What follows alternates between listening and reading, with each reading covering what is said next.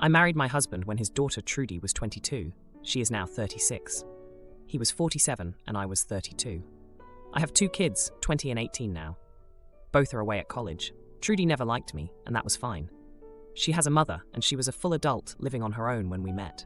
Her parents had been divorced for 6 years when I met her father. We live in a city with lots of tourism, so it was an easy decision to keep my apartment and do short-term rentals when my kids and I moved in with my husband. We also use it for out-of-town guests. Trudy and her husband ran into some financial problems last year. Trudy and her family of 4 moved in with us. We agreed that after the holidays, I would stop taking reservations for my apartment, and they could move in there. They would sign a lease, and we would rent it to them without collecting rent so they could build up rental history and money. Trudy moved in last October. It was hell. She doesn't help around the house, and neither do her kids.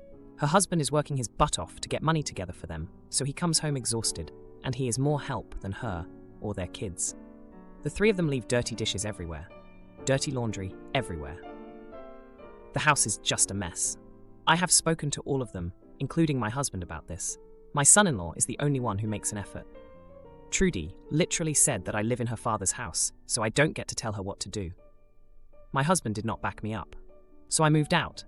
My apartment is now empty since the holidays are over. I said I didn't want them treating my property like they were treating my husband's home. They are all mad at me for leaving and changing the plan. She actually threatened to sue me since they have a signed lease. I told her to go ahead since I could prove that I never got the agreed upon deposit or first and last month's rent, which we were going to cover to help them start over. I've been here for a week now, and it is great. No noise, no mess, a much better commute for me to my work. My husband has been spending a few nights a week here with me. He wants me to come home and give them the apartment like we agreed. I said I would do that if we went back to his house that minute, and it was in good shape. Narrator's voiceover goes here. It was not. It was disgusting, like it smelled bad. It was like if 5 teenage boys were living there with no supervision. She saw me looking around in disgust and said that it wasn't her fault and that the mess was because they didn't have their own living space. Yeah, sure. I turned around and went back to my place. I offered to let my husband move in with me if he wants them to have their own space. He won't because he is retired and likes where he is. So like I said, they are all mad at me. My husband, Trudy, her kids, Trudy's husband, is the only one who understands my position. I will no longer agree to let them in my apartment, and I will also only move back once they leave. Now for a few comments before the update. Comment 1. Forgot to add, OP, get your locks changed, and stop allowing your husband entry. Take pictures of your apartment, video of everything working. This includes appliances, microwave, fridge, TV, etc. The air conditioning and heat and thermostat, running water and flushing toilets. Anything and everything you can think of. You can't guarantee that while you're at work, they might sneak in for a break, or once you move back with your husband, they take over your apartment, flash their lease, and claim tenants' rights if you try to kick them out. Edit. That she was so ready to yank that lease out to sue you for access is enough proof to not ever trust her, and always be on guard. Comment 2. By you continuing to give your husband a break from the dumpster that he's currently living with, he's not going to get angry enough to create change.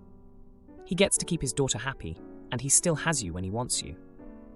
Why would he change at that point? There's no incentive to change at all. Not the idiot, but you aren't being firm enough in your response. Your husband clearly doesn't understand that he's allowing not only your home to be disrespected, but he's allowing you to be disrespected. That's not okay. Why would you want to go back to that environment at all?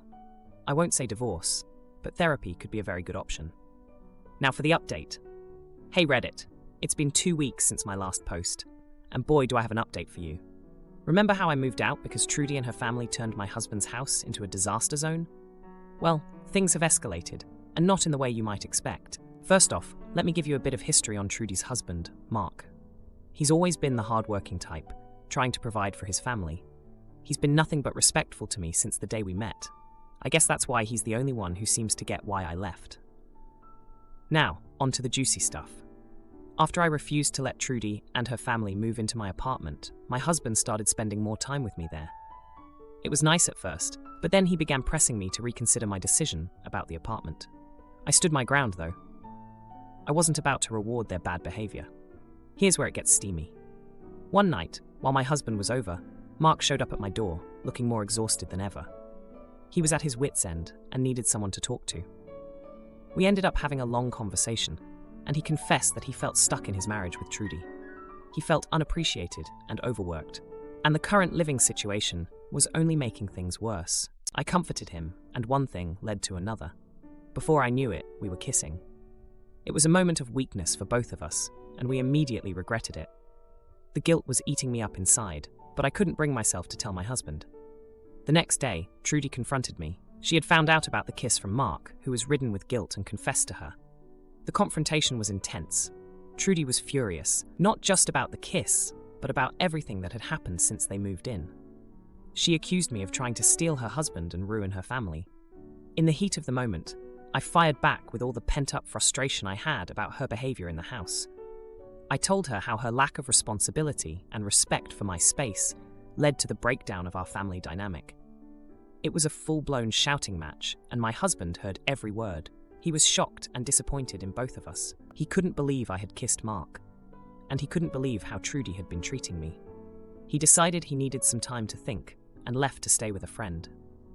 With my husband gone, Trudy and I had no choice but to talk things out. We both apologized for our actions, and she admitted that she had been taking her stress out on me. She promised to start helping around the house and to teach her kids to do the same. As for the apartment, Trudy and her family started cleaning up their act, literally. They cleaned the house from top to bottom and maintained it that way. Seeing their effort, I decided to give them another chance. I agreed to let them move into my apartment, but with strict conditions regarding cleanliness and respect for the property. It's been a week since they moved in, and so far, they've kept their word. The house is in good shape, and my husband has returned home. He's still hurt by what happened, but we're working through it. It's a bittersweet feeling, knowing that things will never be quite the same between us.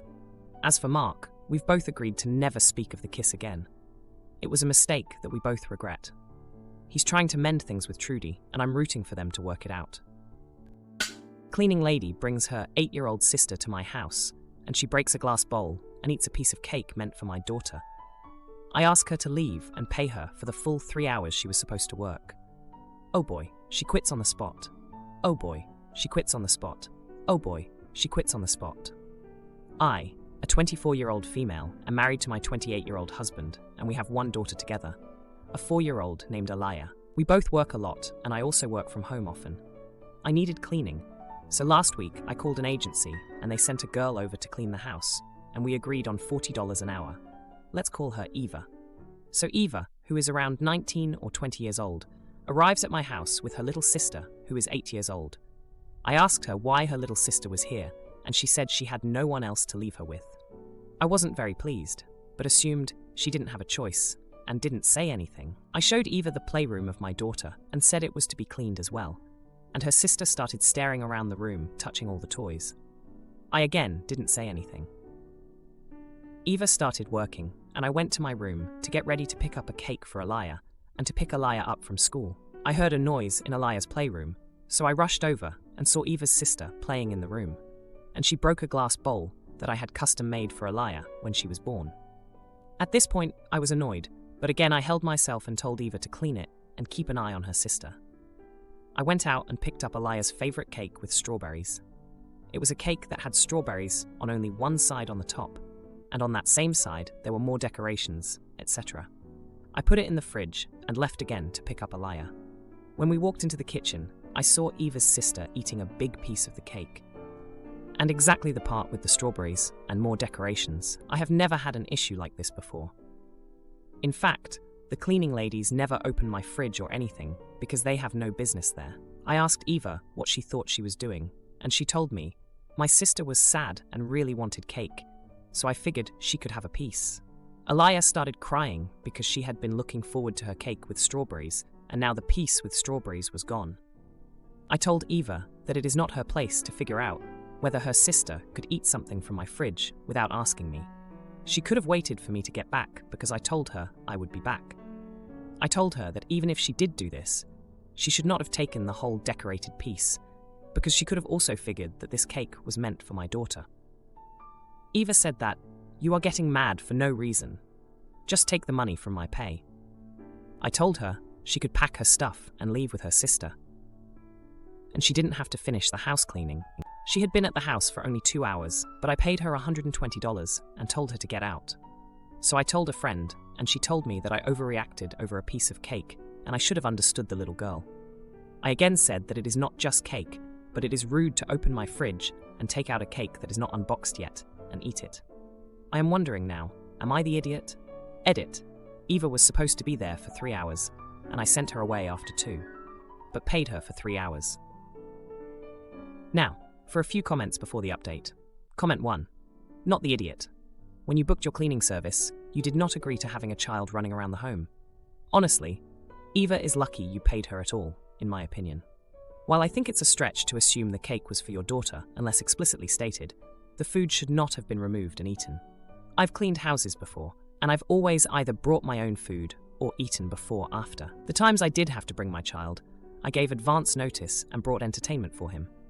I made it very clear he was to sit quietly and not wander.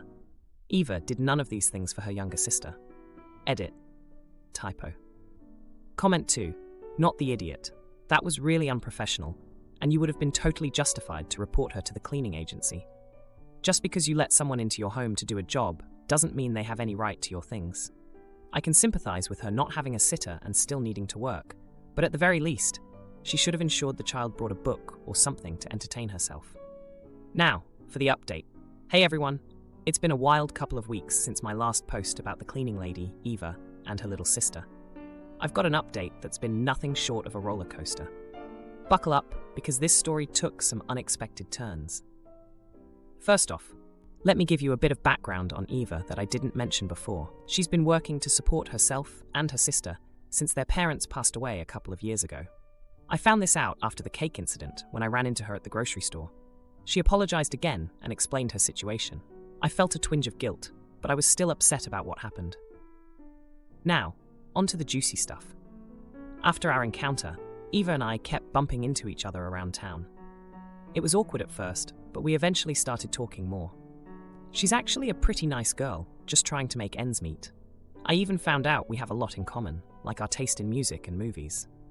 One day, my husband, who had been working late a lot, suggested we hire Eva again, saying everyone deserves a second chance. I was hesitant, but I agreed. Eva was grateful and promised there would be no more incidents. Things were going well until last Thursday. I was working from home, and Eva was cleaning the living room while her sister was at school. My husband came home early, which was a surprise. I went to greet him, and that's when I heard a noise from upstairs. We both went to check it out, and well, we found Eva in our bedroom, crying. Turns out, she had accidentally knocked over a family heirloom vase while dusting. It was a gift from my husband's grandmother and meant a lot to us. My husband was furious, and Eva was a mess. She kept apologizing, saying it was an accident. I was torn between anger and sympathy. But here's the twist. While we were dealing with the broken vase, my husband's phone kept buzzing. He was getting a lot of messages, and he seemed anxious to check them. I found it odd, so later that night, I took a peek at his phone. What I found was shocking. He had been texting someone a lot, and it wasn't just anyone, it was Eva. They were planning to meet up that day, which explained why he came home early. I confronted him, and after a heated argument, he admitted he had developed feelings for Eva. He swore nothing had happened between them, but he couldn't deny the emotional affair. I was devastated. My marriage was on the rocks, and it was all intertwined with the girl who had caused so much chaos in our home. Eva was mortified when I told her what I had discovered. She apologized and quit on the spot, saying she never meant for any of this to happen. Now I'm left with a broken vase, a broken piece of my heart, and a lot of confusion. My husband and I are trying to work through this, but it's not easy. As for Eva, I haven't seen her since she quit. I heard from a mutual acquaintance that she's found another job and is doing her best to take care of her sister. Stepmom raised me and my siblings, but stepsister Liana ruined our lives by making us pay $100,000 to catch up her education. Now she admits guilt and gives me a check. I grew up in a big blended family where we all consider ourselves siblings, and I consider my stepmom my mom. All of us kids are close, except for one, my stepsister Liana, fake name. My parents think it's just because she didn't grow up with the rest of us, but that it's fine, and it's not. Yes, by the time she came to live with us, she was almost 18, but it's not because of that. It's because she cost the rest of us our futures. See, when she came to live with us, she had been independently homeschooled. She was said to be very smart, but testing revealed that she only had about a 9th grade education and no transferable credits. Neither our school nor the public school were willing to place her above 9th grade. Since she was only about a month from turning 18, this would mean she would be in high school until her 21st birthday, and would more likely than not have to drop out anyway. The only other option was to have her get a GED. They were devastated, especially because she had an offer from family friends to get her into and through college if she did a specific program that she did have advanced education in. If she didn't graduate that year, they would question how bad it was and likely rescind the offer. The only other option was for her to get a GED, which would force the family friend to rescind the offer, even if they still wanted to help, because she could never get accepted with a GED. My parents worried over this, until someone they knew, who was the admin of another private school, offered to help out. They offered to enroll her as a senior, and she could spend the year catching up.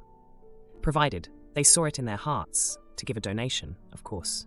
Around $100,000 later, she graduated from an accredited high school and moved on to college.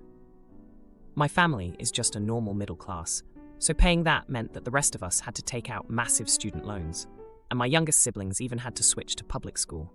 My older brother got some help before this, but there wasn't a dime for the rest of us.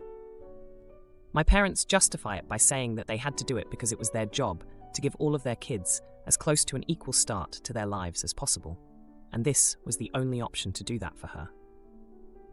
My mom asked why we all have strained relationships with Liana, and it finally came out that, truthfully, we resent her for the huge financial load on us and the entire family that she caused.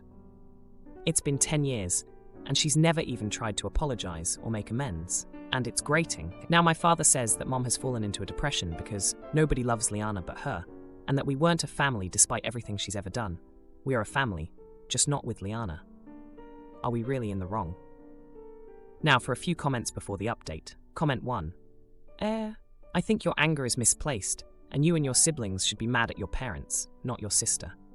Yeah, your sister was in a bad spot, but as far as we are aware, Liana didn't ask, beg, or expect to have $100,000 spent on her to get her a high school degree.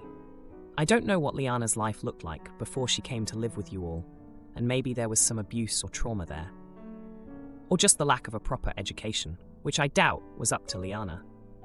It's your parents who wanted to keep her on this specific track of theirs, getting her into college on a specific timetable.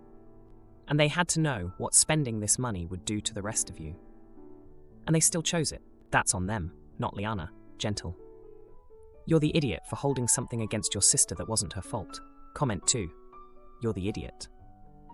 I have no idea how old you were when Liana showed up, but unless your parents gave you a detailed history of where she was and what she had been through the last 18 years, she may have had a lot more going on than you realize.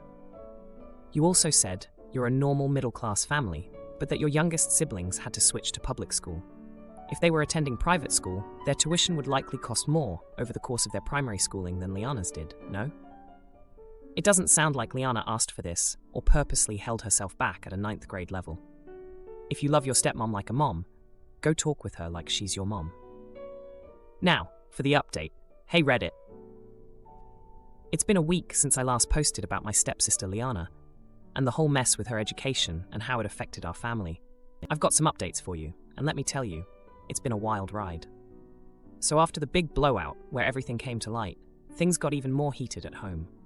My parents were trying to mend fences, but it was like putting a band-aid on a broken leg. Liana, on the other hand, had been pretty quiet since the argument, which was unusual for her. She's always been the type to speak her mind, even when it wasn't her place. Turns out, Liana had been doing some thinking of her own. She came to me a couple of days after the argument, and what she said was jaw-dropping. She admitted that she knew about the sacrifices our family made for her education, and that she felt guilty about it. I was floored because Liana never admitted to anything, let alone guilt. But here's the kicker. Liana had been saving up money from her job. She'd been working at this tech startup for a while, and apparently they were doing really well. She handed me a check. It was for a significant amount, not enough to cover everything, but enough to make a dent in the loans my siblings and I had taken out. I didn't know what to say. Part of me wanted to rip the check up. The anger was still there. But another part of me, the part that remembered us as kids before all this mess, wanted to accept her apology. It was a tough call. Meanwhile, my younger siblings were having their own drama. They had been struggling with the switch to public school, and my youngest sister had been getting bullied. It was like one thing after another with us. But back to Liana. After giving me the check, she asked if we could all sit down as a family and talk. It was a tense meeting, to say the least. Voices were raised, tears were shed, and old wounds were reopened. Liana explained her side of things, how she felt abandoned by her biological mom, and how she never felt like she fit in with us. It was the first time I saw her vulnerable. My parents, especially my mom, were caught in the middle. Mom had always seen Liana as her own, and hearing how we all resented her stepdaughter was breaking her heart. Dad was trying to keep the peace, but you could tell he was struggling too. In the end, we all agreed to family therapy. It was a start, at least. We've had a couple of sessions, and it's been rough. There's a lot to unpack, a lot of hurt on all sides, but we're talking, and that's more than we've done in years. Now, for the bittersweet part. Liana's check helped, but it wasn't a magic fix. My siblings and I still have loans to pay, and the financial strain is still there. But there's been a shift in Liana. She's been making an effort, coming to family dinners, helping out with the younger kids' school stuff. It's like she's trying to be part of the family for real this time. And my mom, she's been doing a little better. She's not as sad as she was before, and I think it's because we're all trying to work through this mess together. It's not perfect, and I don't know if it ever will be, but it's something. If you like this video, you'll probably like these too. Also, while you're here, please consider subscribing. It's your support that keeps this channel alive and allows me to make better and longer videos. Have a great day.